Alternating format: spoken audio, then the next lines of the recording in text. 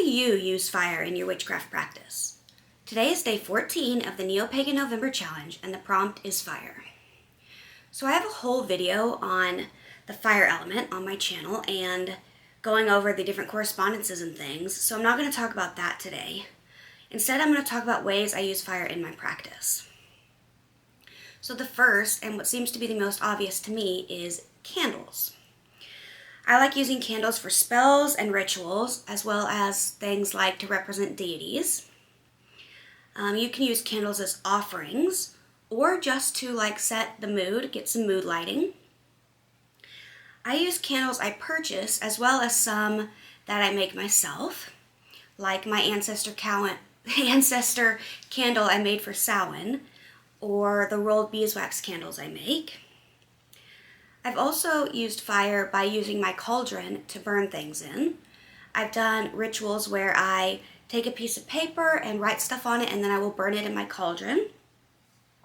And you can do something similar. There's the kind of classic spell of burning a bay leaf for a wish. There's also this stuff called flash paper, or sometimes it's called flying wish paper, and it's sort of the same thing. You can write a wish or something on it, and then you roll it up, and then you put it on a little plate thing, and then when you light it at the top, it'll end up flying into the air. And I remember using that when I was younger and first getting into the craft. Another idea are bonfires. Bonfires are a lot of fun, and they're often done around Beltane to celebrate.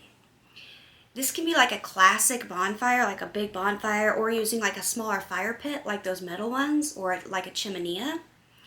Even just lighting a fire in your fireplace inside can kind of have a similar effect. And similarly, you can also use torches and lanterns, stuff like that. I've been to bonfires before, but never really specifically decided to use one for witchcraft practices. I just don't really have an area to do that. And not that I wouldn't want to, but I just don't have a place for it right now. And there is something funny that happened once that I'll tell y'all. So when I was 11, my mom sent me to this overnight Christian camp with my cousin. And it lasted for a week. And basically, you go, and it's very Christian. So they were having us read the Bible all the time and pray and do all this stuff. So in the evenings, each evening there would be a area outside where there were these semicircle of benches, and then a little stage at the front, and the people would go up there and they'd talk, do sermon-y things, or sing, and we'd sing along and do different stuff. And one night near the end, the last night we were there, I think, they lit a big bonfire there, and they had us do what was unknowingly to them witchcraft. They handed out little slips of paper, and we passed pencils around, and we were supposed to write a wish on our paper. And then we all lined up and took turns putting it in a ball and throwing it into the fire.